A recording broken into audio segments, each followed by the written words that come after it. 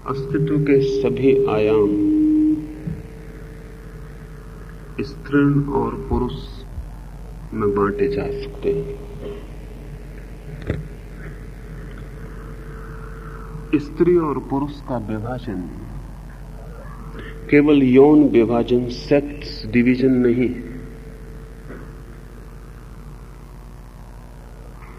Laozi के हिसाब से स्त्री और पुरुष का विभाजन जीवन की डायलेक्टिक्स, जीवन का जो द्वंद्वात्मक विकास है, जो डायलेक्टिकल एवोल्यूशन है, उसका अनिवार्य हिस्सा है।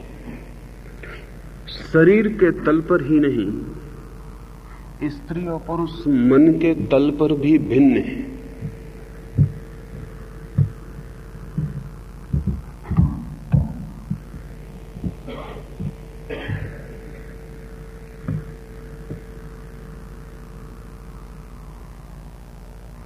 अस्तित्व जिन जिन अभिव्यक्तियों में प्रकट होता है, वहां वहां स्त्री और पुरुष का भेद होगा। लेकिन जो बात ध्यान रखने जैसी है लाओत्से को समझते समय, वो ये है कि पुरुष अस्तित्व का क्षणिक रूप है और स्त्री अस्तित्व का शाश्वत रूप है।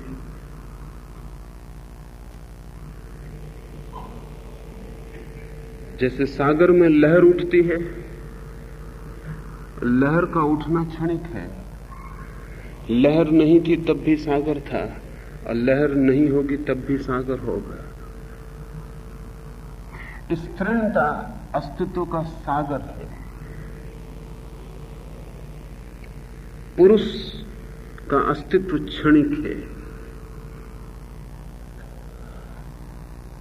इसलिए यहूदी परंपराओं ने जो मनुष्य के विकास की कथा लिखी है, वो लाओत्से के हिसाब से बिल्कुल ही गलत है। यहूदी धारणा है कि परमात्मा ने पुरुष को पहले बनाया और फिर पुरुष की ही हड्डी को निकालकर स्त्री का निर्माण किया। लाओत्से इससे बिल्कुल ही उल्टा सोचता है। लाओत्से मानता है स्त्री अस्तित्व प्राथमिक है, पुरुष उससे जन्मता है और उसी में खो जाता है। और लाओत्से की बात में गहराई मालूम पड़ती है। पहली बात, स्त्री बिना पुरुष के संभव है। उसकी बेचैनी पुरुष के लिए इतनी प्रगाढ़ नहीं है। इसलिए कोई स्त्री चाहे तो जीवन भर कुंवारी रह सकती है। कुंवारापन भारी नहीं पड़ेगा, लेकिन पुरुष को कुंवारा रखना करीब करीब असंभव जैसा है। और पुरुष को कुंवारा रखना बहुत आयोजना से हो सकता है, सरल बात नहीं है, सुगम बात नहीं है। इधर मैं देखकर हैरान हुआ हूं, साधु मुझे मिलते हैं तो साधुओं की आंतरिक परेशानी काम वासना है, लेकिन साध्वियां मुझे मिलती हैं तो उनकी आंतरिक परेशानी काम वासना नहीं। सैकड़ों साध्वियों से मिलकर मुझे हैरानी का ख्याल हुआ कि जो स्त्रियां साधना के जगत में प्रवेश करती हैं, उनकी परेशानी काम वासना नहीं है। लेकिन जो पुरुष साधना के जगत में प्रवेश करते हैं, उनकी परेशानी काम वासना है। असल में पुरुष की काम वासना इतनी सक्रिय, इतनी क्षणिक है कि प्रतिपल उसे पीड़ित करती है और परेशान करती है। स्त्री की काम वासना इतनी क्षणिक नहीं है, बहुत स्थिर और बहुत स्थायी। ये जान के आपको आश्चर्य होगा कि सारे पशुओं की काम वासना पीरियोडिकल है। वर्ष के किन्हीं महीनों में पशुओं को काम वासना परेशान करती। बाकी समय में पशु काम वासना को भूल जाते हैं जैसे वो थी ही नहीं। सिर्फ मनुष्य अकेला प्राणी है जिसकी काम वासना 24 घंटे और वर्ष भर मौजूद होती है, उसका कोई पीरियड नहीं होता। लेकिन अगर मनुष्य में भी हम स्त्री और पुरुष का ख्याल करें तो बहुत हैरानी होती, स्त्री की वासना मनुष्य में भी पीरियोडिकल होती है। महीने के सभी दिनों में उसमें काम वासना नहीं होती, लेकिन पुरुष को सभी दिनों में होती। अगर स्त्री पे हम छोड़ दें तो स्त्री फिर भी पीरियोडिकल है, एक क्षण है तब उसके मन में काम वासना होती है, बाकी उसके मन में काम वासना नहीं होती।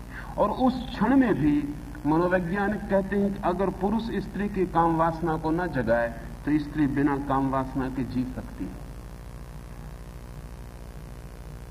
उसका अस्तित्व ज्यादा स्थिर है, पुरुष का अस्तित्व ज्यादा बेचैन है।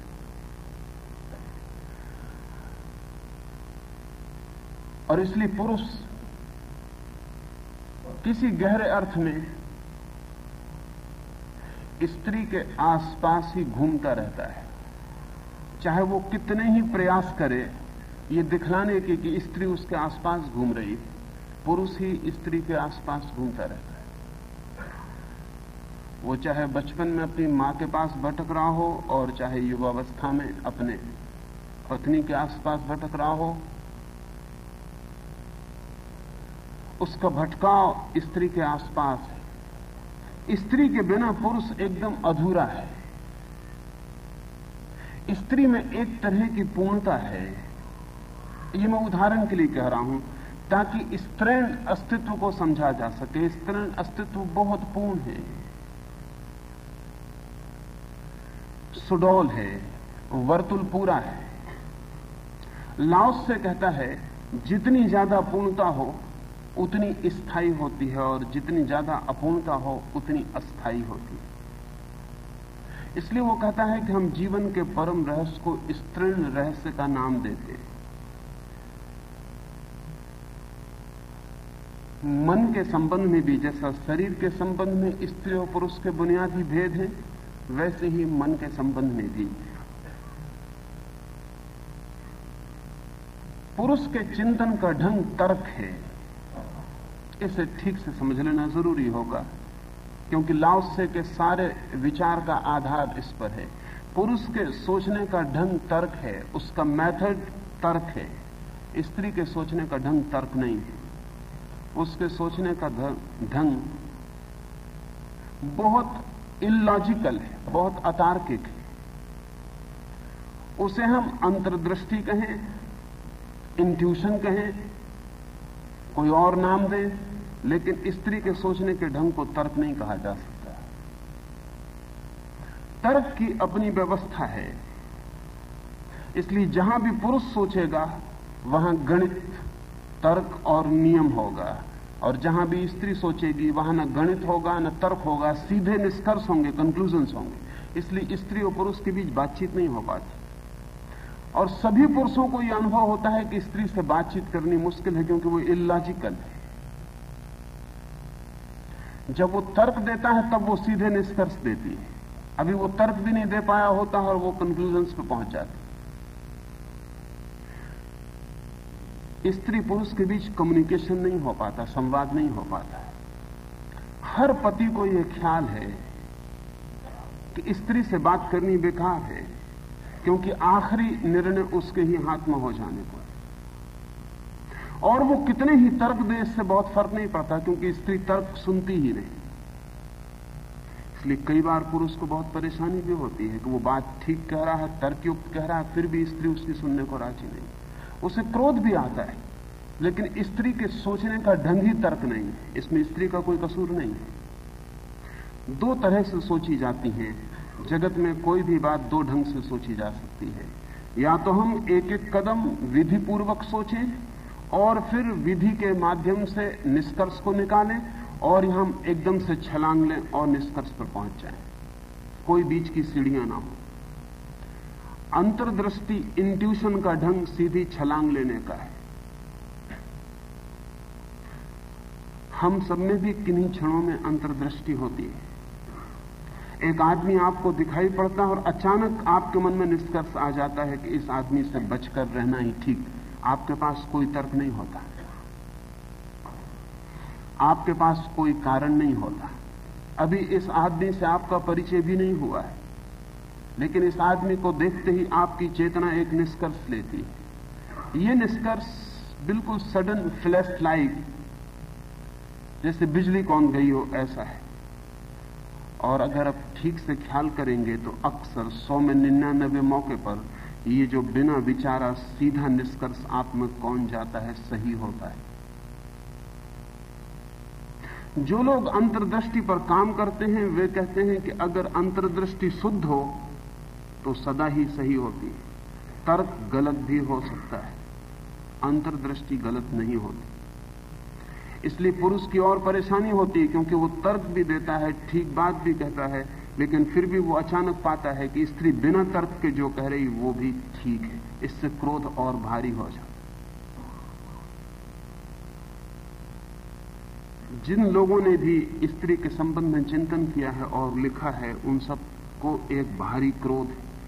और वो क्रोध ये है कि वो न तर्क देती, न वो व्यवस्था से विचार करना जानती, फिर भी वो जो निष्कर्ष लेती है वो अक्सर सही होती। उसके निष्कर्ष इंट्यूटिव हैं, उसके पूरे अस्तित्व से निकलते हैं। पुरुष के जो निष्कर्ष हैं वो उसकी बुद्धि से निकलते हैं, पूरे अस्तित्व से नहीं निकलते।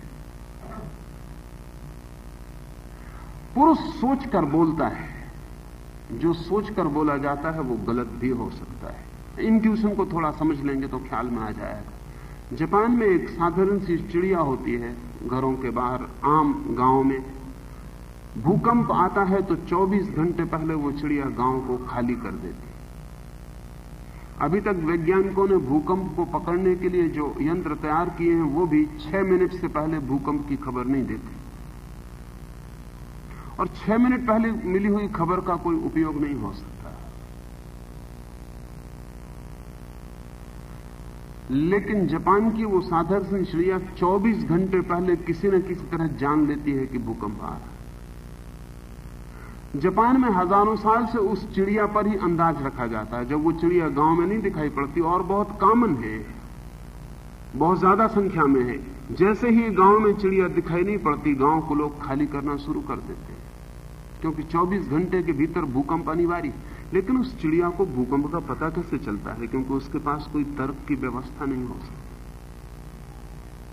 उसके पास कोई गणित नहीं है, और कोई अरिस्टोटल और कोई प्लेटो उसे पढ़ाने के लिए नहीं है, कोई विश्वविद्यालय नहीं है जहां वो तर्कशास्त्र को पढ़ पाए।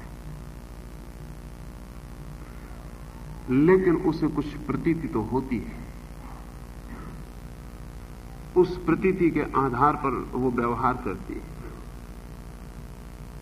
सारे जगत में पशु इंट्यूटिव हैं। पशु बहुत से काम करते हैं जो बिल्कुल ही इंट्यूशन से चलते हैं, अंतर्दृष्टि से चलते हैं, जिसमें कोई तर्क नहीं होता। लेकिन सारा पशु जगत अंतर्दृष्टि से काम करता है और ठीक काम करता है। ये अंतर्दृष्टि क्या है? अस्तित्व से हमारा जुड़ा होना। अगर वो चिड़िया अपने आसपास के सारे वातावरण से एक है तो उस वातावरण में आते हुए सूक्ष्मतम कंपन भी उसको एहसास होंगे। वो प्रतीति बौद्धिक नहीं है, उसका पूरा अस्तित्व ही उन कंपनों को अनुभव करता है। जब पुरुष किसी स्त्री को प्रेम करता है तो उसका प्रेम भी बौद्धिक होता है, वो उसे भी सोचता विचारता है, उसके प्रेम में भी गणित होता है। स्त्री जब किसी को प्रेम करती है तो वो प्रेम बिल्कुल अंधा होता है, उसमें गणित बिल्कुल नहीं होता। इसलिए स्त्री और पुरुष के प्रेम में फर्क पाया जाता है। पुरुष का प्रेम आज होगा, कल खो सकता है, स्त्री का प्रेम खोना बहुत मुश्किल है। और इसलिए स्त्री पुरुष के बीच कभी तालमेल नहीं बैठ पाता, क्योंकि आज लगता है प्रेम करने जैसा, कल बुद्धि को लग सकता है न करने जैसा, और आज जो कारण थे कल नहीं रह जाएंगे, कारण रोज बदल जाएंगे। आज जो स्त्री सुंदर मालूम पड़ती थी इसलिए प्रेम मालूम पड़ता था, कल निरंतर परिचय के बाद वो सुंदर नहीं मालूम पड़ेगी, क्योंकि सभी तरह का परिचय सौंदर्य को कम कर देता है। अपरिचित में एक आकर्षण, लेकिन स्त्री कल भी इतना ही प्रेम करेगी, क्योंकि उसके प्रेम में कोई कारण न था, वो उसके पूरे अस्तित्व की पुकार थी। इसलिए स्त्री बहुत फिक्र नहीं करती कि पुरुष सुंदर है या नहीं। इसलिए पुरुष सौंदर्य की चिंता नहीं करता है। ये जान के आप हैरान होंगे, हम सबको ख्याल में आता है कि स्त्रियां इतना सौंदर्य की क्यों चिंता करती हैं, इतने वस्त्रों की, इतनी फैशन की, इतने गहने, इतने जवाहरातों की। तो शायद आप सोचते होंगे ये कोई स्त्री चित्त में कोई बात है। बात उल्टी है, उल्टी बात है। उल्टी ऐसी है कि स्त्री चित्त ये सारा इंतजाम इसलिए करता है क्योंकि पुरुष इससे ही प्रभावित होता है। पुरुष का कोई और अस्तित्वगत आकर्षण नहीं है, इसलिए स्त्री को पूरे वक्त इंतजाम करना पड़ता है। पुरुष एक से ही कपड़े जिंदगी भर पहनता रहता है, उसे चिंता नहीं आती, क्योंकि स्त्री कपड़ों के कारण प्रेम नहीं करती। और पुरुष हीरे जवाहरात न पहने तो कोई अंतर नहीं पड़ता है। स्त्री हीरे जवाहरात देखती ही नहीं। पुरुष सुंदर है या नहीं इसकी भी स्त्री फिक्र नहीं करती। उसका प्रेम है तो सब है, और उसका प्रेम नहीं है तो कुछ भी नहीं है। फिर बाकी चीजें बिल्कुल मूल्य की नहीं है, लेकिन पुरुष के लिए बाकी चीजें बहुत मूल्य की। सच तो यह है कि जिस स्त्री को पुरुष प्रेम करता है, अगर उसका सब आवरण और सब सजावट अलग कर ली जाए तो 90% स्त्री तो विदा हो जाएगी। और इसलिए अपनी पत्नी को प्रेम करना रोज रोज कठिन होता चला जाता है, क्योंकि अपनी पत्नी बिना सजावट के दिखाई पड़ने लगती। 90% तो मेकअप है, वो विदा हो जाता है जैसे ही हम परिचित होना शुरू होते। स्त्री ने कोई मांग नहीं की है पुरुष से, उसका पुरुष होना पर्याप्त है, और स्त्री का प्रेम है तो यह काफी कारण है। उसका प्रेम भी इंट्यूटिव है, इंटेलेक्चुअल नहीं है, बौद्धिक नहीं है। और दूसरी बात, वो उसके प्रेम के इस इंट्यूटिव होने के साथ साथ उसका प्रेम पूरा है। पूरे का अर्थ है उसके पूरे शरीर से उसका प्रेम जन्मता है। पुरुष के पूरे शरीर से प्रेम नहीं जन्मता, उसका प्रेम बहुत कुछ जेनिटल है। इसलिए जैसे ही पुरुष किसी स्त्री को प्रेम करता है, प्रेम बहुत जल्दी काम वासना की मांग शुरू कर देता है। स्त्री वर्षों प्रेम कर सकती है बिना काम वासना की मांग किए। सच तो यह है कि जब स्त्री बहुत गहरा प्रेम करती है तो उस बीच पुरुष की काम वासना की मांग उसको धक्का ही देती, शाख ही पहुंचाती। उसे एकदम ख्याल भी नहीं आता कि इतने गहरे प्रेम में और काम वासना की मांग की जा सकती है। मैं सैकड़ों स्त्रियों को उनके निकट उनकी आंतरिक परेशानियों से परिचित हूं। अब तक मैंने एक स्त्री ऐसी नहीं पाई जिसकी परेशानी ये ना हो कि पुरुष उससे निरंतर काम वासना की मांग किए चले जाते हैं, और हर स्त्री परेशान हो जाती, क्योंकि जहां उसे प्रेम की आकर्षण होता है वहां पुरुष को सिर्फ काम का आकर्षण होता है।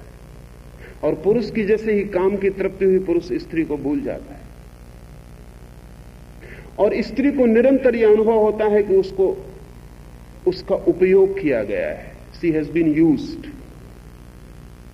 प्रेम नहीं किया गया, उसका उपयोग किया गया है। पुरुष को कुछ उत्तेजना अपनी फेंक देनी है, उसके लिए स्त्री का एक बर्तन की तरह उपयोग किया गया है, और उपयोग के बाद ही स्त्री व्यर्थ मालूम होती। लेकिन स्त्री का प्रेम गहन है, वो पूरे शरीर से, रोए रोए से, वो जेनिटल नहीं है, वो टोटल है। कोई भी चीज पूर्ण तभी होती है जब वो बौद्धिक ना हो, क्योंकि बुद्धि सिर्फ एक खंड है, मनुष्य के व्यक्तित्व का पूरा नहीं है वो।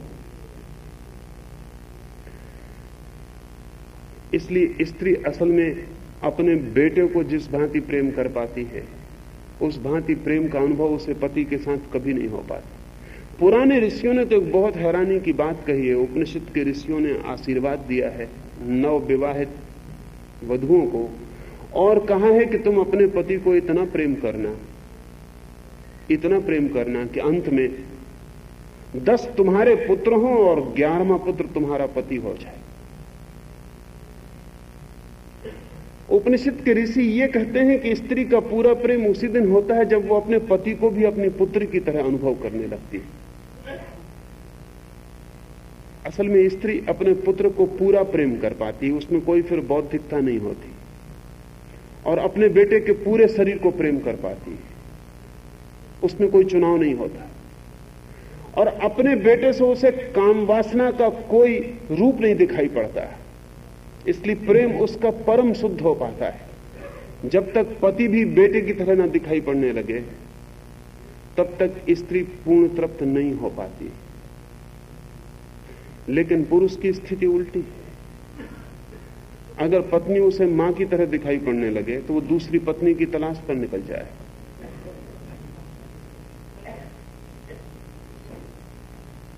पुरुष मां नहीं चाहता, पत्नी चाहता है, और भी ठीक से समझें तो पत्नी भी नहीं चाहता, प्रेयसी चाहता है, क्योंकि पत्नी भी स्थायी हो जाती है, प्रेयसी में एक अस्थायित्व है और बदलने की सुविधा है। पत्नी में वो सुविधा भी खो जाती है। स्त्री का चित्त समग्र है, इंटीग्रेटेड है। स्त्रियों का नहीं कह रहा हूं, जब भी मैं स्त्री शब्द का उपयोग कर रहा हूं तो स्त्रीण अस्तित्व की बात कर रहा हूं। लाओस से जिसे स्त्रीण रहस्य कह रहा है। स्त्रियां ऐसी हैं ये मैं नहीं कह रहा हूं, स्त्रियां ऐसी हों तो ही स्त्रियां हो पाती हैं। पुरुष भी ऐसा हो जाए तो जीवन की परम गहराइयों उसके संबंध स्थापित हो जाते।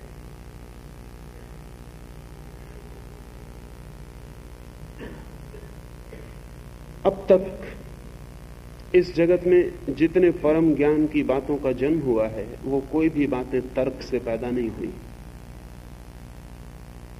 वो सभी बातें अंतर्दृष्टि से पैदा हुई। चाहे आर्किमिडीज अपने टब में बैठ के स्नान कर रहा हो और अचानक बिना किसी कारण के उसको ख्याल आ गया उस बात का जो वो खोज रहा था, वो इतना आंदोलित हो उठा खुशी से कि अपने टब से नग्न ही दौड़ता हुआ सड़क पर आ गया और चिल्लाने लगा, एरेका एरेका, मिल गया। लोगों ने उसे पकड़ा और कहा कि पागल हो गए हो। वो भागा राजमहल की तरफ नग्न ही, क्योंकि राजा ने उसे एक सवाल दिया था हल करने को, वो हल नहीं कर पा रहा था। उसने सारी गणित की कोशिश कर ली थी, वो हल नहीं होता था। लेकिन टब में बैठा हुआ था, विश्राम कर रहा था, तब सोच भी नहीं रहा था। अचानक इंट्यूटिव जैसे बिजली कौंध गई, सवाल हल हो गया। आर्किमिडीज ने वो सवाल हल नहीं किया, वो सवाल जैसे भीतर से हल होकर उसके सामने आ गए। उसमें कोई तर्क की विधि उपयोग में नहीं लाई गई थी, सोच विचार नहीं था, सीधे अस्तित्व में ही साक्षात हुआ था। अब तक विज्ञान की विगत 2000 वर्षों में जो भी खोजबीन है, बड़े से बड़े वैज्ञानिक का कहना यही है कि जब मैं शिथिल होता हूं, रिलैक्स्ड होता हूं, तब न मालूम कैसे निष्कर्ष आ जाते हैं। कभी कभी आपको भी अनुभव होता है, कोई नाम खो गया, स्मरण नहीं आता है, बहुत कोशिश करते हैं, नहीं आता है, फिर छोड़ देते हैं, कुर्सी पे लेट जाते हैं, सिगरेट पीने लगते हैं, अखबार पढ़ने लगते हैं या रेडियो खोल लेते हैं, या बगीचे में निकलकर जमीन खोदने लगते हैं, और अचानक जैसे भीतर से वो नाम जो इतनी परेशानी से खोजते थे और याद नहीं आता था, भीतर से आ जाता। ये बुद्धि का काम नहीं है। बुद्धि ने कोशिश कर ली थी, ये नहीं आ सका था। अमेरिका में एक आदमी था, कायसी, वो बेहोश हो जाता था और किसी भी मरीज को उसके पास बिठा दिया जाए तो वो बेहोशी में उसकी बीमारी का निदान कर देता था। ना तो वो चिकित्सक था, ना उसने कोई मेडिकल अध्ययन किया था, और होश में वो किसी तरह की बात नहीं कर सकता था दवा या इलाज के बाबत। लेकिन उसने अपने जीवन में 40,000 मरीजों का निदान किया, डायग्नोसिस की। बस वो आंख बंद करके ध्यानस्थ हो जाता था, मरीज को बिठा दे, फिर वो बोलना शुरू कर देता था कि इसे क्या बीमारी है। और न केवल ये, वो बोलना शुरू करता था कौन सी दवा से ये आदमी ठीक होगा। उन दवाओं का उसे होश में पता भी नहीं था, और उसका निदान सदा ही सही निकला। होश में आने पर वो खुद भी कहता था कि मैं नहीं जानता कि इस दवा से फायदा होगा कि नहीं, मैंने इस दवा का नाम कभी सुना नहीं। कई बार तो ऐसा हुआ कि एक बार तो उसने एक दवा का नाम एक मरीज के लिए कहा, वो पूरे अमेरिका में खोजी गई, वो दवा नहीं मिली। 1 वर्ष बाद वो दवा मिल सकी, क्योंकि तब दवा कारखाने में बनाई जा रही थी, अभी बाजार में आई ही नहीं थी, और उसका नाम भी अभी तक तय नहीं हुआ था। और कायसी ने उसका नाम पहले ले दिया था, साल भर पहले। साल भर बाद वो दवा मिली और तभी वो मरीज ठीक हो सका। एक दवा के लिए सारी दुनिया में खोज की गई, वो कहीं भी नहीं मिल सकी। तब सारे दुनिया के अखबारों में विज्ञापन दिए गए कि इस नाम की दवा दुनिया के किसी भी कोने में उपलब्ध हो तो एक मरीज बिल्कुल मरणासन्न है, और कायसी कहता है इसी दवा से ठीक हो सकेगा। स्वीडन से एक आदमी ने पत्र लिखा है कि ऐसी दवा मौजूद नहीं है, लेकिन मेरे पिता ने 26 साल पहले इस तरह की दवा पेटेंट कराई थी, यद्यपि कभी बनाई नहीं और बाजार में वो कभी गई नहीं, लेकिन फार्मूला मेरे पास है, वो फार्मूला मैं बेच सकता हूं, आप चाहें तो बना लें। वो दवा बनाई गई और वो मरीज ठीक हुआ। कायसी को जो प्रतीति होती थी वो इंट्यूटिव है। ये स्तरण चित्त का लक्षण है। सोच विचार से नहीं, निर्विचार में निष्कर्ष का प्रकट हो जाना, समस्त ध्यान की प्रक्रियाएं इसी दिशा में ले जाती। लाओस से कहता है सोचोगे तो भटक जाओगे, मत सोचो और निष्कर्ष आ जाएगा। सोचना छोड़ दो और प्रतीक्षा करो और निष्कर्ष आ जाएगा। तुम सिर्फ प्रतीक्षा करो, प्रश्न तुम्हारे भीतर हो और तुम प्रतीक्षा करो, उत्तर मिल जाएगा। सोचो मत, क्योंकि जब तुम सोचोगे तुम क्या पा सकोगे? तुम्हारी सामर्थ्य कितनी है? जैसे कोई एक लहर सोचने लगे जगत की समस्याओं को, क्या सोच पाएगी? अच्छा है कि सागर पर छोड़ दे और प्रतीक्षा करे कि सागर ही उत्तर दे दे। इस तृण चित्त का लाओस से प्रयोजन है, छोड़ दो तुम और अस्तित्व को ही उत्तर देने दो। तुम अपने को बीच में मत लाओ, क्योंकि तुम जो भी लाओगे उसके गलत होने की संभावना है। अस्तित्व जो देगा वो गलत नहीं होगा। लुकमान के संबंध में कहा जाता है कि वो, जैसा मैंने कहा, कायसी के बाबत वो मरीज के पास बेहोश हो जाता था और दवा बता देता था। लुकमान पौधों के पास जाके ध्यान लगा के बैठ जाता था और कह देता था पौधों से कि तुम किस काम में, किस बीमारी के काम में आ सकते हो, वो तुम मुझे बता दो। लुकमान ने कोई 1 लाख पौधों के संबंध में वक्तव्य दिया है। कोई बड़ी प्रयोगशाला नहीं थी जिसमें लुकमान जांच पड़ताल कर सके। आयुर्वेद के ग्रंथों को भी जब निर्माण किए गए तब भी कोई बड़ी प्रयोगशालाएं नहीं थी कि जिनके माध्यम से इतने बड़े निर्णय लिए जा सके। लेकिन निर्णय आज भी सही है। वे निर्णय इंट्यूटिव हैं। वे निर्णय किसी व्यक्ति के ध्यान में लिए गए निर्णय। सर्पगंधा आयुर्वेद की एक पुरानी जड़ी है। कोई 5000 वर्षों से आयुर्वेद का साधक सर्पगंधा का उपयोग करता रहा है नींद लाने के लिए। अभी पश्चिम को प्रयोगशालाओं में सिद्ध हुआ कि सर्पगंधा से बेहतर और नींद लाने के लिए कोई ट्रैंक्विलाइजर नहीं हो सकता है। अब जो पश्चिम में सर्पिंटेना नाम से चीज उपलब्ध है वो सर्पगंधा का ही अर्क है।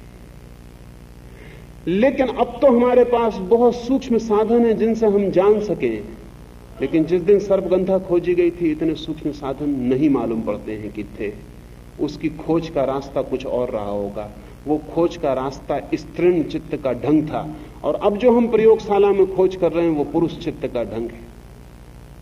लाओत्से ने कहा है कि स्त्रीण चित्त का अलग विज्ञान होता है और पुरुष चित्त का अलग विज्ञान होता है। हमारा जो विज्ञान है आज पश्चिम में, जो विज्ञान हमने विकसित किया है वो पुरुष चित्त की खोज है। तर्क, काटना, पीटना, डिसेक्शन तोड़ना, फोड़ना, विश्लेषण उसकी विधि है।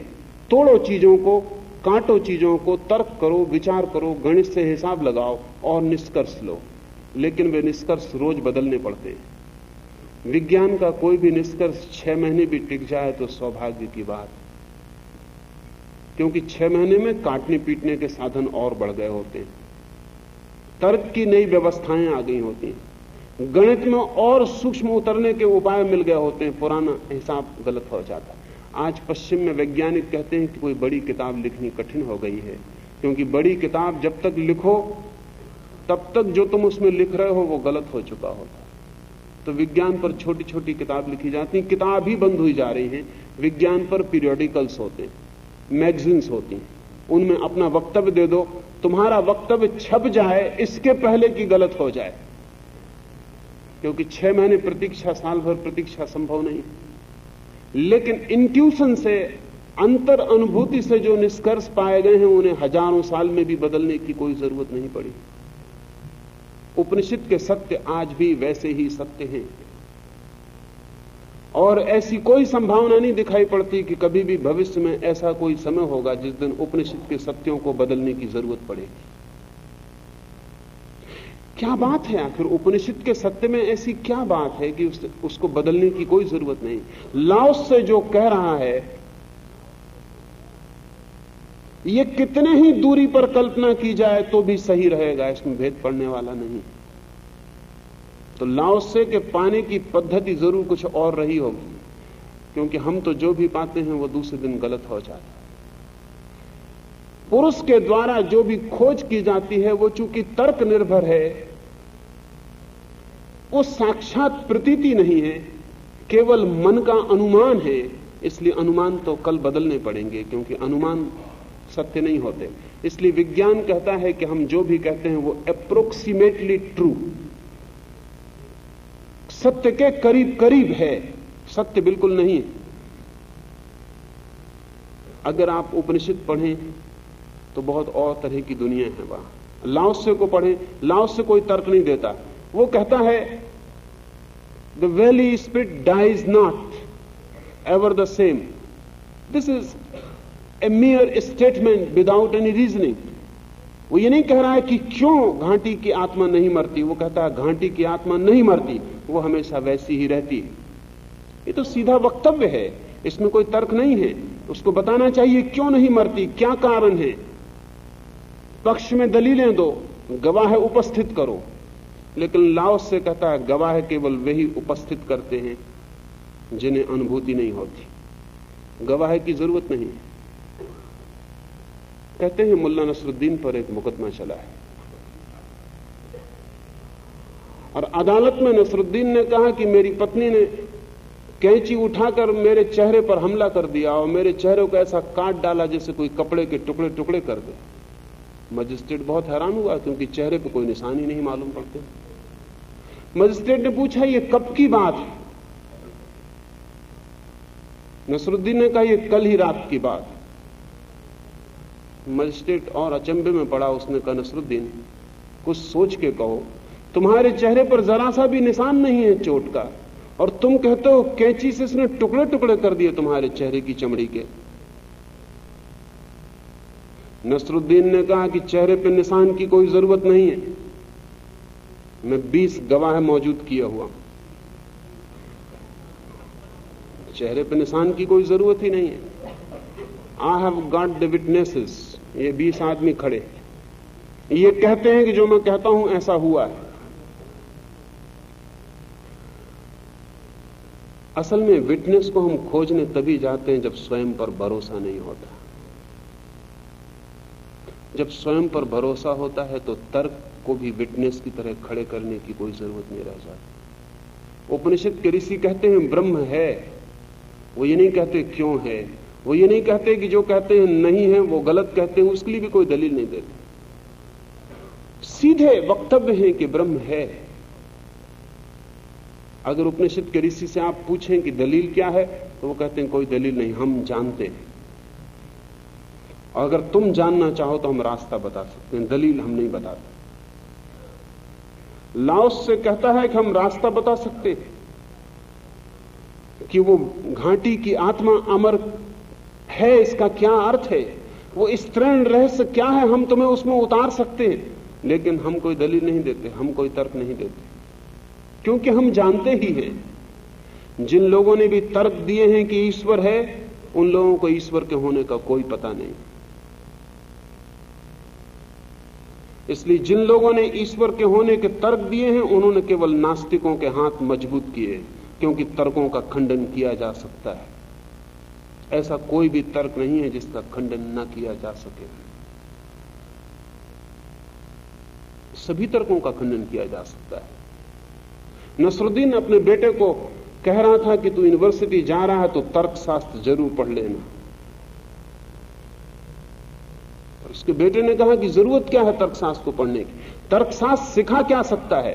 नसरुद्दीन ने कहा तर्कशास्त्र में बड़ी खूबियां हैं, वो तुझे आत्यंतिक रूप से बेईमान बना सकता है, और अगर बेईमान होना हो तो तर्क जानना बिल्कुल जरूरी है। ईमानदारी बिना तर्क के हो सकती है, बेईमानी बिना तर्क के नहीं हो सकती।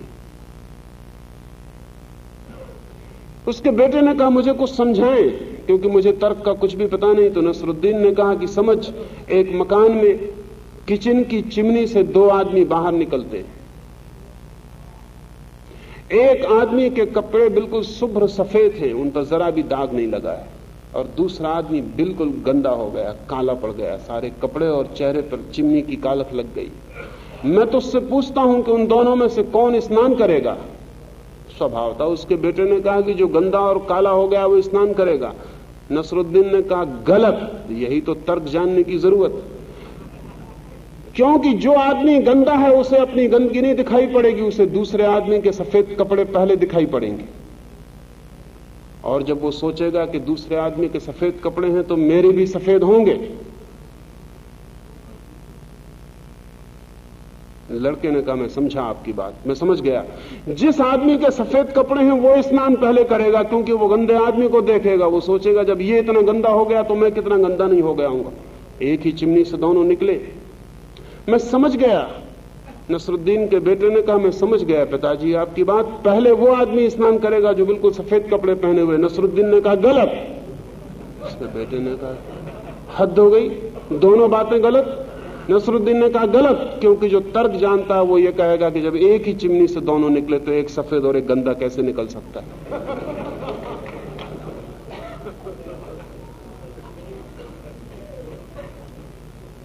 नसरुद्दीन ने कहा कि अगर दुनिया में सबको गलत सिद्ध करना हो तो तर्क जानना जरूरी है। हाँ, तर्क से क्या सही है ये कभी सिद्ध नहीं होता, लेकिन क्या गलत है ये सिद्ध किया जा सकता है। तर्क से क्या गलत है ये सिद्ध किया जा सकता है, लेकिन तर्क से ये कभी पता नहीं चलता कि क्या सही है। सही का अनुभव करना पड़ता है, और जब सही का तर्क से पता ही नहीं चलता तो तर्क से जिसे हम गलत सिद्ध करते हैं वो भी पूरी तरह गलत सिद्ध हो नहीं सकता है, क्योंकि जब हमें सही का पता ही नहीं है तो वो सिर्फ सिद्ध करने का खेल है। पश्चिम में जो विज्ञान विकसित हुआ है वो लॉजिक, तर्क से विकसित हुआ। अरस्तु उसका पिता है, और जहां तर्क होता है वहां काटपीट होती है, क्योंकि तर्क टुकड़ों में तोड़ता है। तर्क की विधि एनालिसिस है, तोड़ो काटो, इसलिए विज्ञान की विधि एनालिसिस है, एनालिटिकल है, विश्लेषण करो। इसलिए वे अणु पर पहुंच गए, तोड़ते तोड़ते आखिरी टुकड़े पर पहुंच गए। स्तृण चित्त सिंथेटिकल है, वो तोड़ता नहीं, जोड़ता है। वो कहता है जोड़ते जाओ, और जब जोड़ने को कुछ ना बचे तो जो हाथ में आए वही सत्य है। इसलिए स्तृण चित्त ने जो निर्णय लिए हैं वो विराट के हैं, अणु के नहीं। उसने कहा सारा जगत एक ही ब्रह्म है। वैज्ञानिक कहता है सारा जगत अणुओं का एक ढेर, और प्रत्येक अणु अलग है, दूसरे अणु से उसका कोई जोड़ नहीं, जुड़ भी नहीं सकता, चाहे तो भी नहीं जुड़ सकता। दो अणुओं के बीच गहरी खाई है, कोई अणु जुड़ नहीं सकता। सारा जगत जैसे रेत के टुकड़ों का ढेर लगा हो, ऐसा सारा जगत अणुओं का ढेर है। जगत अणुओं का ढेर है, या विज्ञान की पद्धति ऐसी है कि अणुओं का ढेर मालूम पड़ता है। स्तृण चित्त अनुभूति से चलने वाला व्यक्ति कहता है जगत में दो ही नहीं है, अनेक की तो बात ही अलग, दो भी नहीं है, द्वैत भी नहीं है, जगत एक ही विराट। वो जोड़कर सोचता है, जोड़ता चला जाता है, जब जोड़ने को कुछ नहीं बचता और सारा जगत जुड़ जाता है। स्त्री जोड़ने की भाषा में सोचती है, पुरुष तोड़ने की भाषा में सोचता है। ये पुरुष चित्त, स्त्री चित्र जोड़ने की भाषा में सोचता है, और जहां जोड़ना है वहां नतीजे दूसरे होंगे, और जहां तोड़ना है वहां नतीजे दूसरे होंगे। ध्यान रहे, जहां तोड़ना है वहां आक्रमण होगा। इसलिए पश्चिम के वैज्ञानिक कहते हैं वी आर कॉन्करिंग नेचर, हम प्रकृति को जीत रहे हैं। लेकिन पूरब में लाओस से जैसे लोग कभी नहीं कहते कि हम प्रकृति को जीत रहे हैं, क्योंकि वे कहते हैं हम प्रकृति के बेटे, हम प्रकृति को जीत कैसे सकेंगे, ये तो मां के ऊपर बलात्कार है। लाओस से कहता है प्रकृति को हम जीत कैसे सकेंगे, ये तो पागलपन है। हम केवल प्रकृति के साथ सहयोगी हो जाएं, हम केवल प्रकृति के कृपा पात्र हो जाएं, हमें केवल प्रकृति की ग्रेस और प्रसाद मिल सके तो पर्याप्त है। प्रकृति का वरदान हमारे ऊपर हो तो काफी है। इसलिए लाओसे ने जो बात कही है उस पर अभी पश्चिम में फिर से पुनर्विचार शुरू हुआ। पश्चिम में भी एक अद्भुत किताब लिखी गई है, वो पहली किताब है इस तरह की, द ताओ ऑफ साइंस। और अभी पश्चिम के कुछ वैज्ञानिकों ने यह खबर दी है, जोर से चर्चा चलाई है कि पश्चिम का जो अरिस्टोटेलियन विज्ञान है, अरस्तु के आधार पर बना जो विज्ञान है, उसे हटा देना चाहिए और हमें लाओसे के आधार पर नए विज्ञान की इमारत खड़ी करनी चाहिए। क्यों? क्योंकि यह हारने और जीतने की भाषा हिंसा की भाषा है, और प्रकृति को जीता नहीं जा सकता। और प्रकृति को जीतने की कोशिश वैसा ही पागलपन है जैसा मेरे हाथ की एक अंगुली मेरे पूरे शरीर को जीतने की कोशिश करे, वो कभी जीत नहीं पाएगी। हां, लड़ने में और परेशान होगी, जीत तो कभी नहीं सकती है। और आदमी बहुत परेशान हो गया। और जब आदमी प्रकृति से जीतने की भाषा में सोचता है तो आदमी और आदमी भी लड़ने की भाषा में सोचते हैं। लड़ना उनके चिंतन का ढंग हो जाता है। लाओसे के हिसाब से जब तक दुनिया में स्त्रीण चित्त प्रभावी नहीं होता तब तक दुनिया से युद्ध समाप्त नहीं किए जा सकते। और ये बात थोड़ी सच मालूम पड़ती है। स्त्रियां युद्ध में बिल्कुल भी उत्सुक नहीं है, कभी नहीं रही। अगर पुरुष ने उन्हें समझा बुझा के भी युद्ध पे जाते वक्त टीका लगवाने को राजी कर लिया तो उनकी जो मुस्कुराहट थी टीका लगाते वक्त वो झूठी थी, और उनकी मुस्कुराहट के पीछे सिवाय आंसुओं के और कुछ भी नहीं था। और पुरुष को विदा करके सिवाय स्त्रियों ने रोने के और कुछ भी नहीं किया। क्योंकि युद्ध में कोई भी हारे और कोई भी जीते, स्त्री तो अनिवार्य रूप से हारती है। युद्ध में कोई भी जीते कोई भी हारे, स्त्री तो हारती ही है। युद्ध में कोई भी मरे और कोई भी बचे, स्त्री तो हारती ही है। या उसका बेटा मरता है, या उसका पति मरता है, या उसका प्रेमी मरता है, कोई ना कोई उसका मरता है, इधर या उधर, कहीं भी स्त्री अनिवार्य रूप से हारती है।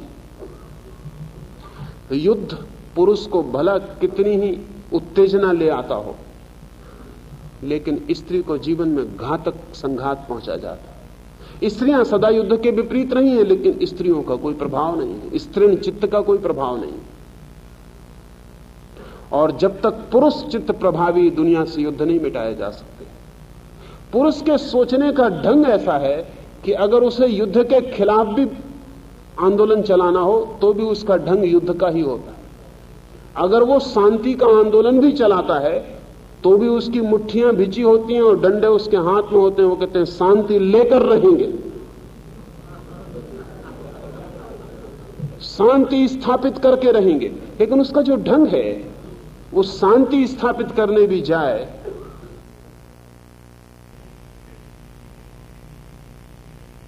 मुल्ला नसरुद्दीन पर एक और मुकदमा है। दो व्यक्तियों में झगड़ा हो गया और उन दोनों ने एक दूसरे के सिर तोड़ दिए कुर्सियों से। नसरुद्दीन वहां मौजूद था, उसे गवाही की तरह अदालत में बुलाया गया और मजिस्ट्रेट ने उससे पूछा कि नसरुद्दीन, तुम खड़े देखते रहे, तुम्हें शर्म नहीं आई ये तुम्हारे दोनों मित्र हैं, तुमने बचाव क्यों न किया? नसरुद्दीन ने कहा तीसरी कुर्सी ही वहां नहीं थी। 2 कुर्सियां थी, इन दोनों ने ले ली थी। अगर तीसरी कुर्सी होती तो बचाव करके दिखा देता, लेकिन कोई उपाय ही नहीं, मुझे खड़े रहना पड़ा। वो जिसको बचाव करना है बीच में, उसके हाथ में भी बंदूक तो चाहिए ही। आदमी बिना बंदूक के सोच नहीं सकता। आप चकित होंगे जानकर, मनोवैज्ञानिक कहते हैं कि आदमी ने जो भी अस्त्र शस्त्र विकसित किए हैं वो बहुत कुछ उसकी जन्नेंद्रियों का विकास है। चाहे बंदूक हो, चाहे तलवार हो, चाहे छुरी हो, वो दूसरे में भोंक देने का उपाय है। वो सब फैलिक, लैंगिक, मनुष्य के सारे शस्त्र। स्त्रियों ने कोई शस्त्र विकसित नहीं किए।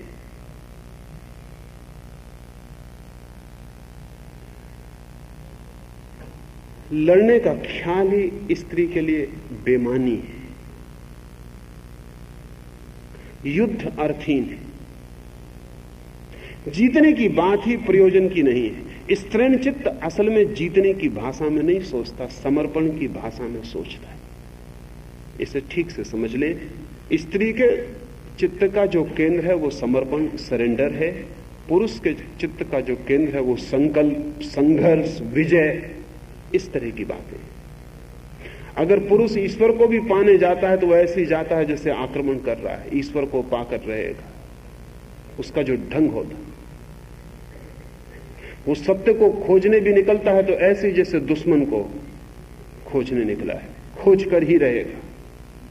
वो प्रार्थना नहीं है मन में, वहां कब्जे का सवाल है। आगे जब हम लाओ से को समझेंगे तब हमारे ख्याल में आएगा कि वो कहता है जो समर्पण कर सकता है, छोड़ सकता है, सरेंडर कर सकता है, वही विराट सत्य को पाने के लिए अपने भीतर जगह बना सकता है। तर्क पुरुष का लक्षण है, संघर्ष उसका लक्षण है, समर्पण और तर्कहीन आस्था या कहें श्रद्धा स्त्रीण चित्त का लक्षण है।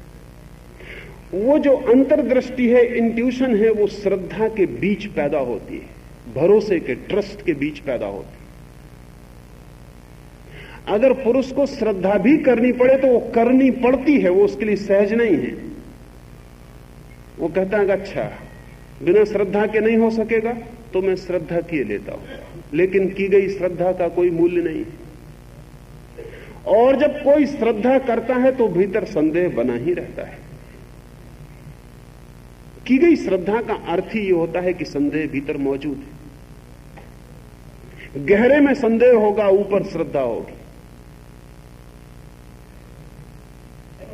नसरुद्दीन अपने बेटे को जीवन की शिक्षा दे रहा है।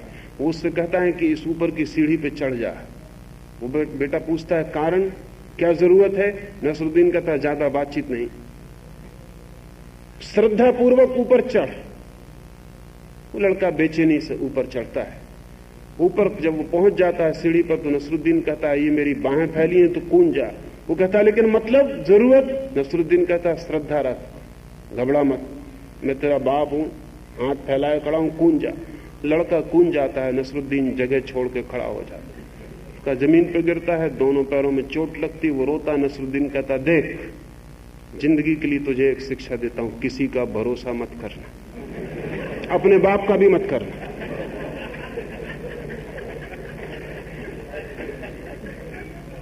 अगर जिंदगी में जीतना है भरोसा मत करना। भरोसा किया कि हारा।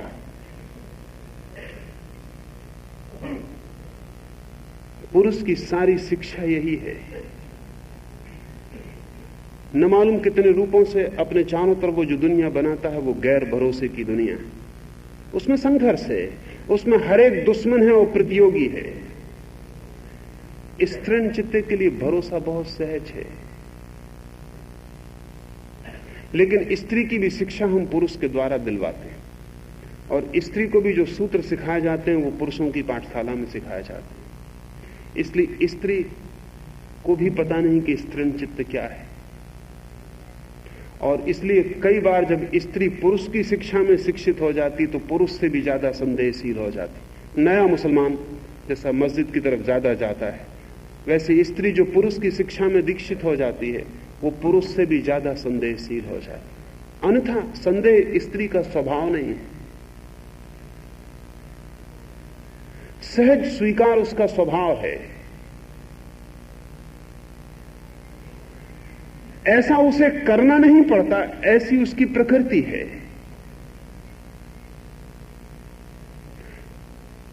ऐसा भरोसे में जीना उसका ढंग ही है, उसके जीवन का ढंग ही है, the very way of life. उसके खून और उसकी हड्डी और मांस मज्जा में भरोसा है।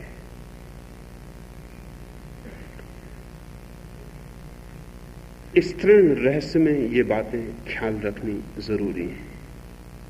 लाओस से जिस तरफ इशारा कर रहा है वो श्रद्धा का जगत है, समर्पण का, संघर्षहीन, प्रकृति के साथ सहयोग का, विरोध का नहीं, प्रकृति के साथ बह जाने का, प्रकृति के साथ संघर्ष का नहीं, नदी में तैरने जैसा नहीं, नदी में बह जाने जैसा कि कोई आदमी ने भरोसा कर लिया और नदी पर और बह गया। तैरता भी नहीं है, किसी किनारे पर पहुंचने की आकांक्षा भी नहीं, नदी जहां पहुंचा दे वही मंजिल है, ऐसी भरोसे से भरा हुआ बहा जाता है। लाओस से कहता था, जब तक मैंने सत्य को खोजा तब तक पाया नहीं। जब मैंने खोज बंद कर दी और बहना शुरू कर दिया, उसी दिन मैंने पाया कि सत्य सदा मेरे पास था। मैं खोजने में अटका था, इसलिए दिखाई नहीं पड़ता। लाओस से कहता था, मैं एक सूखे पत्ते की तरह हो गया, हवा जहां ले जाती वहीं जाने लगा। बस उसी दिन से मेरे अहंकार को कोई जगह ना रही। उसी दिन से मैंने जान लिया परम सत्य क्या है। उस दिन के बाद कोई अशांति नहीं है। सब अशांति खोजने की अशांति है, सब अशांति कहीं पहुंचने की अशांति है, सब अशांति कुछ होने की अशांति है। श्रद्धावान जो है उससे राजी है, जहां है उससे राजी है, जैसा है उससे राजी है। ऐसा नहीं कि उसकी यात्रा नहीं होती, यात्रा उसकी भी होती है, लेकिन वो यात्रा सारे अस्तित्व के साथ है, अस्तित्व के विरोध में नहीं है। नदी में बहता हुआ तिनका भी सागर पहुंच जाता है। जरूरी नहीं कि नाव लेकर ही नदी में सागर की तरफ यात्रा की जाए। वो बहता हुआ तिनका भी सागर पहुंच जाता है, लेकिन नदी पहुंचाती है उसे, वो खुद नहीं पहुंचता। और पहुंचने की व्यर्थ झंझट से बच जाता है। लाओस से कहता है, यदि हम छोड़ सकें अपने को, जैसा स्त्री छोड़ देती है प्रेम में, ऐसा ही अगर हम जगत अस्तित्व के प्रति, परमात्मा के प्रति, ताओ के प्रति अपने को छोड़ दें, जैसे हम उसके आलिंगन में छूट गए हों, तो हम जीवन के सत्य के निकट सरलता से पहुंच जा सकते हैं। एक दो बातें और, जैसा मैंने कहा पुरुष की बुद्धि और स्त्री की बुद्धि में फर्क है, ऐसे ही पुरुष के जीने का जो डायमेंशन है वो टाइम, समय है। पुरुष समय में जीता है। दो डायमेंशन है अस्तित्व के, एक टाइम और एक स्पेस, स्थान और काल। पुरुष काल में जीता है, उसे पीछे का हिसाब रखता है, आगे का हिसाब रखता है, समय में उसकी दौड़ चलती रहती है, घड़े की कांटे की तरह जीता है। जैसे मैंने कहा कि पश्चिम में विज्ञान जिस दिन से सफल हुआ उसी दिन से घड़ी सफल हुई। पूरब में घड़ी नहीं बन सकी। नहीं बनने का कारण था क्योंकि पूरब ने कभी पुरुष के चित्त के ढंग से सोचा नहीं। पूरब ने कभी समय का हिसाब नहीं रखा। हमारे पास कोई तारीख नहीं, राम कब पैदा हुए, कब मरे, कृष्ण कब जन्मे, कब मरे, हमारे पास कोई तारीख नहीं, कोई हिसाब नहीं। लाओस से कब पैदा होता है, कब मरता है, कोई हिसाब नहीं। यह भी पक्का करना मुश्किल होता है कि कौन पहले हुआ, कौन पीछे हुआ। हमने कोई टाइम क्रॉनिकल हिसाब नहीं रखा कभी। असल में समय का जो बोध है, टाइम कॉन्शसनेस है, वो पूरब को नहीं रही कभी। कोई बोध ही नहीं रहा समय का। क्यों? क्योंकि समय के बोध के लिए पुरुष चित्त चाहिए। समय का बोध बढ़ता है तनाव के साथ। जितना तनाव बढ़ता है समय का बोध बढ़ता है। तो जितनी एंजाइटी बढ़ती है उतनी टाइम कॉन्शसनेस बढ़ती है। पश्चिम में आज टाइम कॉन्शसनेस इतनी ज्यादा है, 1 सेकंड का हिसाब है, और वो कई हिसाब कई दफे बिल्कुल पागलपन में ले जाता है। एक आदमी जाएगा भागा हुआ हवाई जहाज से इसलिए कि घंटा भर बच जाए, घंटा बच जाएगा, लेकिन उसने कभी ये सोचा ही नहीं उस घंटे को बचा के करना क्या है। उस घंटे को वो दूसरे घंटे बचाने में उपयोग में लाएगा, और उन घंटों को और घंटे बचाने में उपयोग में लाएगा, और आखिर में मर जाएगा बचाते बचाते। उपयोग उनका कभी भी नहीं कर पाएगा, क्योंकि उपयोग करने के लिए तनाव नहीं चाहिए, और समय में तनाव है, तीव्र तनाव है। कल बहुत महत्वपूर्ण है, आज महत्वपूर्ण नहीं है। स्त्रियों के लिए आज बहुत महत्वपूर्ण है, अभी और यहीं। इसलिए बहुत मजे की बात है कि स्त्रियां उन चीजों में ज्यादा रस लेती हैं जो अभी और यहीं घटित होती हैं। आप जान के हैरान होंगे कि स्त्रियों को कोई लंबी फिक्र नहीं होती। कोई स्त्री इसकी फिक्र नहीं करती कि सन 2000 में क्या होगा, कोई फिक्र नहीं। कोई स्त्री चिंता नहीं करती कि तीसरा महायुद्ध होगा कि नहीं होगा, कि वियतनाम में क्या होगा, कि बंगाल में क्या होगा, उसकी चिंता नहीं करती। टाइम के लिए उसके मन में कोई जगह नहीं है। बहुत दूर की भी चिंता नहीं करती कि चीन में क्या हो रहा है, और पेकिंग में क्या हो रहा है, और वाशिंगटन में क्या हो रहा है। पड़ोसी के घर में क्या हो रहा है स्त्री के लिए महत्वपूर्ण है। वाशिंगटन में क्या हो रहा है बिल्कुल बेकार बात है, हो रहा होगा, लेकिन पड़ोसी के घर में क्या हो रहा है वो दीवार में कान लगा के सुन रही है। इमीडिएट कॉन्शसनेस है, दूर से मतलब नहीं है, अभी और यहां।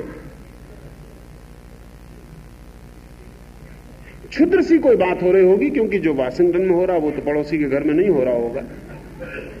वियतनाम में जो हो रहा है वो तो पड़ोसी घर में नहीं हो रहा होगा। पति पत्नी की कोई कलह हो रही होगी, कुछ मां बेटे को डांट रही होगी, कुछ हो रहा होगा, क्षुद्र होगा, लेकिन वो निकट है, अभी। स्त्री के लिए क्षुद्रतम भी मूल्यवान है अगर वो अभी है, और पुरुष के लिए बहुमूल्य से बहुमूल्य भी मूल्यवान नहीं है अगर वो अभी है। वो दूर हो जितना, उतना उसके चित्त को फैलाव का मौका मिलता है। असल में जितना दूर हो उतने चिंतन की सुविधा है, जितना निकट हो चिंतन की कोई जरूरत नहीं है। जितना पास हो तो सोचना क्या है, जितना दूर हो उतने सोचने के लिए उपाय, तर्क के लिए उपाय, योजनाएं बनाने के लिए उपाय। तो पुरुष दूर में बहुत उत्सुक है, द डिस्टेंट। स्त्री निकट में बहुत उत्सुक है, और निकट में उत्सुक होना सत्य की खोज के लिए दूर में उत्सुक होने से ज्यादा मूल्यवान। ये नहीं कह रहा हूं कि पड़ोसी के घर में क्या हो रहा है इसमें उत्सुक बने रहे। निकट की उत्सुकता मूल्यवान है, क्योंकि निकट ही है जीवन। दूर तो सिवाय सपनों के और कल्पनाओं के कुछ भी नहीं है, निकट ही है जीवन। जितना निकट अस्तित्व का प्रतीति हो उतनी ताजी और जिंदा होगी। दूर सब बासा और पुराना पड़ जाता है, दूर रह जाती है, या भविष्य की कल्पनाएं और सपने रह जाते हैं। पुरुष समय में जीता है, स्त्री स्थान में, स्पेस में जीती है।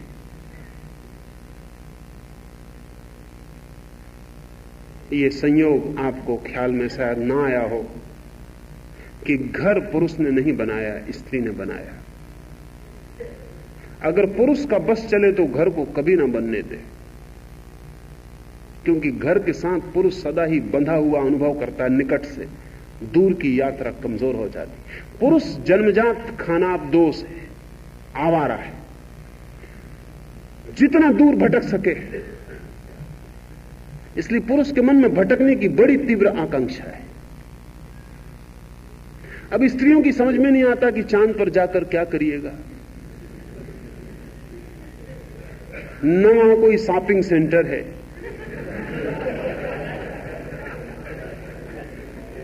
शॉपिंग भी नहीं की जा सकती, चांद पर जा किस लिए रहे। क्या आपको पता है कि आज अमेरिका में जो एस्ट्रोनॉट्स हैं, अंतरिक्ष यात्री हैं, वो सर्वाधिक प्रतिष्ठित लोग हैं। लेकिन आपको पता भी नहीं होगा, ख्याल में भी नहीं आया होगा कि एस्ट्रोनॉट्स की पत्नियों का डाइवोर्स रेट डबल है आम नागरिक से। अमेरिका में आम नागरिक जितना डाइवोर्स करता है उससे दुगना डाइवोर्स एस्ट्रोनॉट्स की पत्नियां कर रही हैं। क्यों? क्योंकि जो इतने दूर में उत्सुक हैं वो पत्नियों में उत्सुक नहीं रह जाते। जिनकी उत्सुकता चांद में है, पत्नी को अखबार तक से पीड़ा होती है कि तुम अखबार पढ़ रहे हो उसकी मौजूदगी में, दूर चले गए। पत्नियां किताबों की दुश्मन हो जाती हैं, पत्नियां खेलों की दुश्मन हो जाती हैं कि पति ने उठाया बल्ला और चल पड़ा मैदान की तरफ, भारी पीड़ा होती।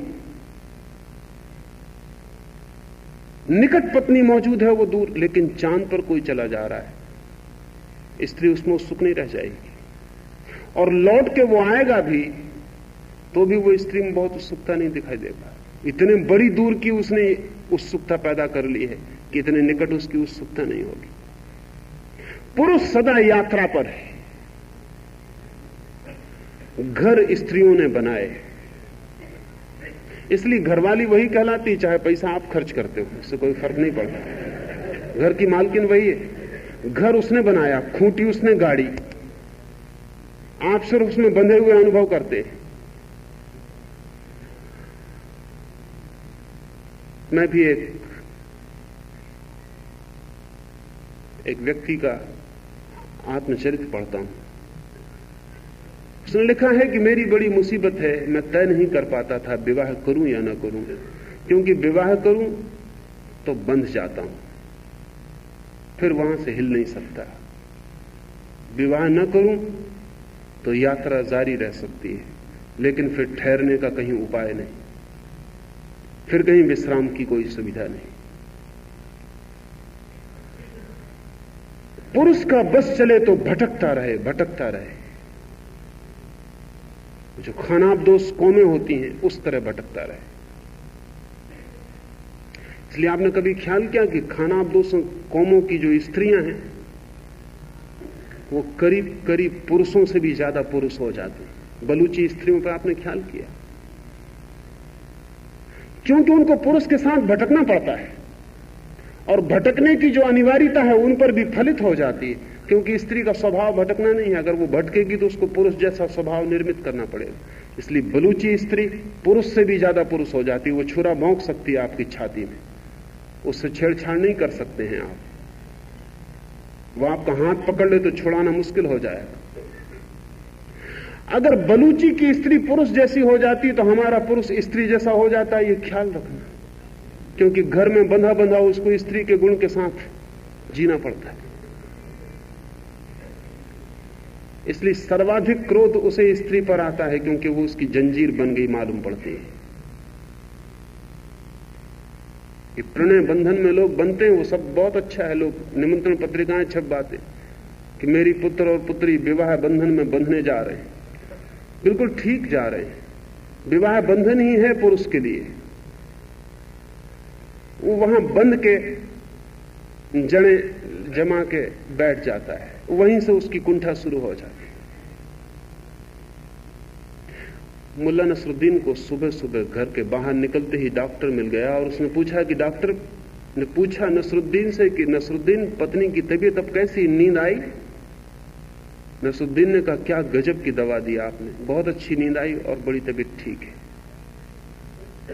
डॉक्टर ने पूछा और कुछ तो नहीं पूछा ना? नसरुद्दीन ने पूछा यही पूछना है कि नींद कब खुलेगी, क्योंकि 5 दिन हो गए, बड़ी शांति है और बड़ी स्वतंत्रता है, पत्नी बिल्कुल सो रही है। डॉक्टर ने कहा 5 दिन हो गए, पागल तूने खबर क्यों ना की, क्या दवा ज्यादा दे दी? नसरुद्दीन ने कहा ज्यादा बिल्कुल नहीं दी, आपने कहा था चौन्नी पर रख के देना, घर में चौन्नी ना थी, 4 इकन्नियां थी, उन पर रख के दे।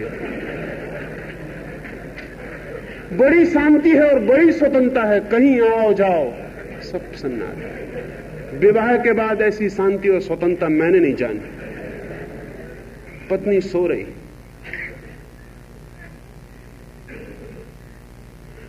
पुरुष को लगता है बंधा होना, और वहां से भागे तो अशांति पैदा होती है, न भागे तो बंधा हुआ मालूम पड़ता है। पुरुष का चित्त दूर में उत्सुक है, और ऐसा नहीं कि वो वहां पहुंच जाएगा तो फिर और दूर में उत्सुक नहीं होगा, वहां पहुंच के तत्काल और दूर में उत्सुक हो जाएगा। चांद पर हम उतरे भी नहीं थे कि हमारे वैज्ञानिकों ने मंगल पर उतरने की योजनाएं बनानी शुरू कर दी। चांद बेकार हो गया, जैसे ही बात पूरी हो गई कि चांद पर उतर गए, बात समाप्त हो गई। अब मंगल पर उतरना जरूरी है, बिना ये पूछे कि क्यों। लाओस से या उपनिषद के लोग भारत में या पूरब के मुल्कों में बिल्कुल ही टाइम कॉन्शसनेस से मुक्त थे। उन्हें समय की कोई धारणा न थी, न दूर की कोई धारणा थी। लाओसे ने कहा है कि मेरे गांव के पार सुना है मैंने अपने बुजुर्गों से कि नदी के उस तरफ गांव था, कुत्तों की आवाज सुनाई पड़ती थी, कभी रात के सन्नाटे में, कभी सांझ को उस गांव के मकानों पर उठता हुआ धुआं भी हमें दिखाई पड़ता था, लेकिन हमारे गांव में से कभी कोई उत्सुक नहीं हुआ जाके देखने को कि उस तरफ कौन रहता है।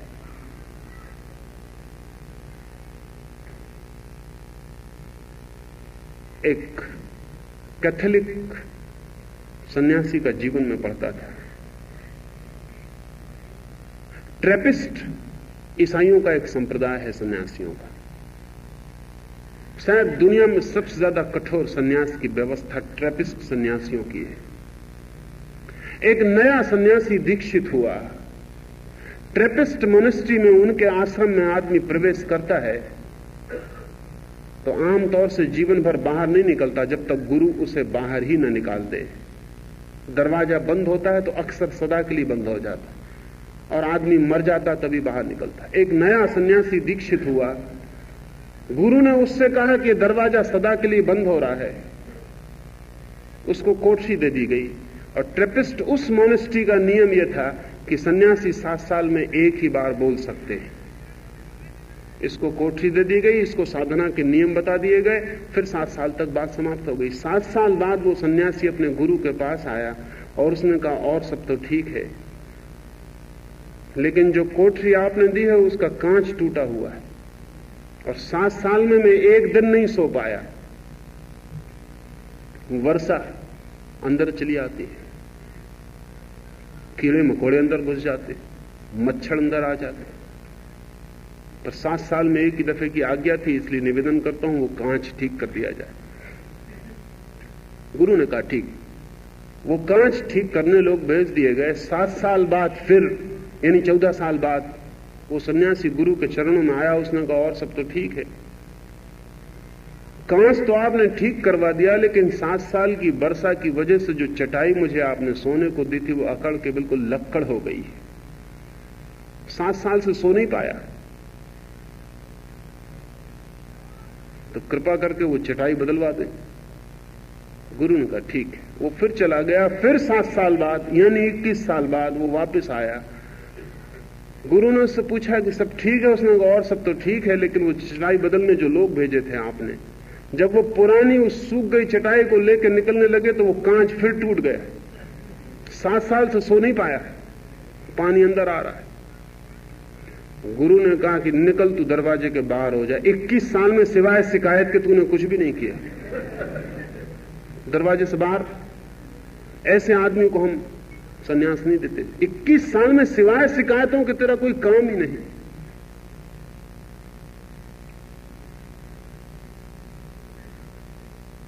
ये एक दूसरी दुनिया के लोग हैं। 21 मिनट सहना हमें मुश्किल हो जाता है, 21 साल तो बहुत बड़ी बात है। 7 साल में बेचारा एक शिकायत लेके आता है, वो भी कहता है गुरु बहुत ज्यादा है।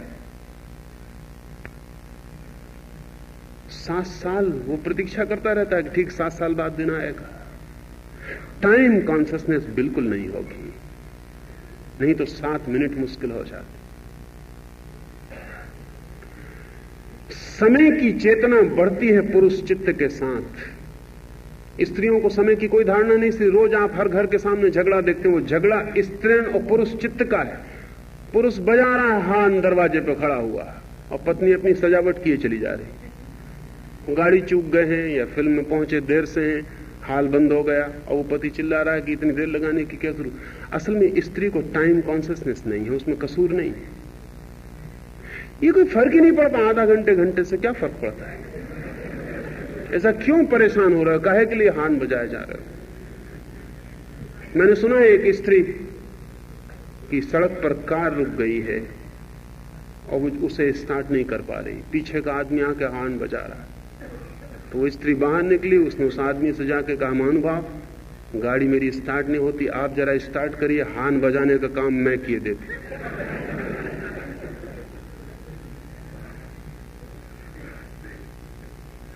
जल्दबाजी नहीं है, व्यक्तित्व में नहीं है। लाओस से कहता है स्तृण चित्त का ये जो रहस्य है, ये गैर जल्दबाजी, अधैर्य बिल्कुल नहीं, समय का बिल्कुल बोध नहीं है, ये सत्य की दिशा में बड़े सहयोगी कदम है। ध्यान इतना ही रखना कि जब भी मैं स्तृण चित्त की बात कर रहा हूं तो स्तृण चित्त की बात कर रहा हूं, स्त्री की नहीं। स्तृण चित्त पुरुष के पास हो सकता है, जैसे बुद्ध जैसे आदमी के पास स्तृण चित्त है, समय का कोई बोध नहीं है।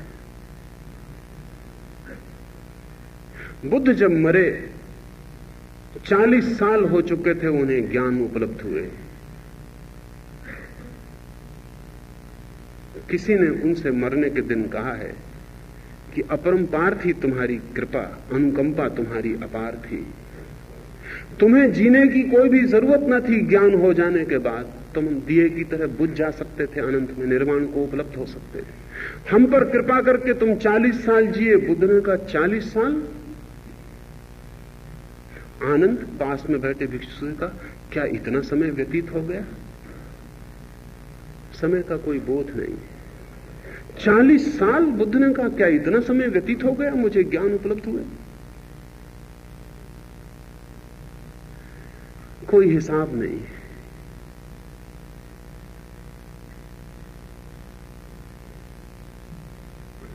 स्पेस में जीती है स्त्री, उसका चित्त जो है वो स्थान में जीता है। स्थान अभी और यहीं फैला हुआ है, समय भविष्य और अतीत में फैला हुआ है, स्थान वर्तमान में फैला हुआ है, अभी और यहीं। इसलिए स्थान का स्त्री को बहुत बोध है, और स्त्री ने जो कुछ भी थोड़ा बहुत काम किया वो सब स्थान में है। चाहे वो घर बनाए, चाहे फर्नीचर सजाए, चाहे कमरे की सजावट करे, चाहे शरीर पर कपड़ा डाले, चाहे गहने पहने, ये सब स्पेशियल है, ये सब स्थान में है। इनका रूप आकार स्थान में, समय में इनकी कोई स्थिति नहीं है। पुरुष इन बातों में बहुत रस नहीं ले पाता, ये उसे ट्राइबल क्षुद्र बातें मालूम पड़ती हैं। उसका रस समय में है। वो सोचता है कम्युनिज्म कैसे आए।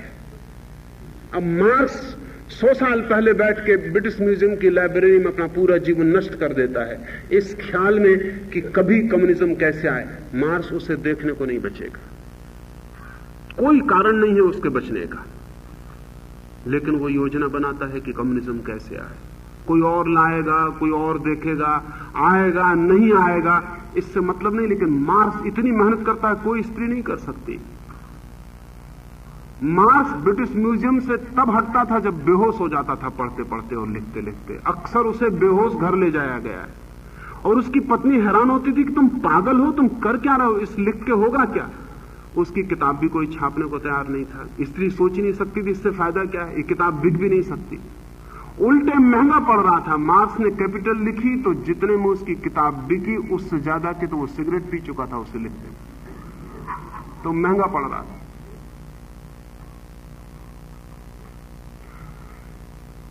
और बेहोश घर उठा के लाया जाता, लाइब्रेरी से धक्के देके निकाला जाता, क्योंकि लाइब्रेरी बंद हो गई और वो हटते ही नहीं, वो अपनी कुर्सी पकड़े हुए बैठा है। चपरासी कह रहे हैं हटिए और वो कह रहा है थोड़ा और लिखने दो। ये किस लिए? ये भविष्य की कोई कल्पना है कि कहीं किसी दिन साम्यवाद आएगा। इसमें कोई स्पेशल बोध नहीं है, स्थान का कोई बोध नहीं है। कोई स्त्री ये नहीं कर सकती अभी और यहीं कुछ हो सकता हो तो उसके अंतर में ही समय की प्रतीति नहीं है। लाओस से मानता है कि समय की प्रतीति खो जाए तो आप स्त्रीण चित्त के हो जाएंगे। इसलिए दुनिया के समस्त साधकों ने यह कहा है कि जब समय मिट जाएगा तभी ध्यान उपलब्ध होगा। When there is no time। Jesus से किसी ने पूछा है कि तुम्हारे स्वर्ग में खास बात क्या होगी, तो उन्होंने कहा there shall be time no longer. खास बात जीसस ने बताई कि वहां समय नहीं होगा, समय होगा ही नहीं, और सब कुछ होगा, समय नहीं होगा।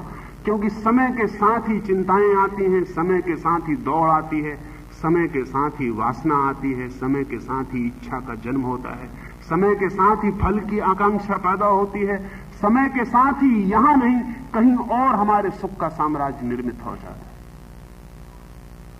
इसलिए स्त्रीण चित्त के ये गुण भी ख्याल में रखेंगे तो अगले सूत्र को कल समझना हमें आसान हो सकेगा।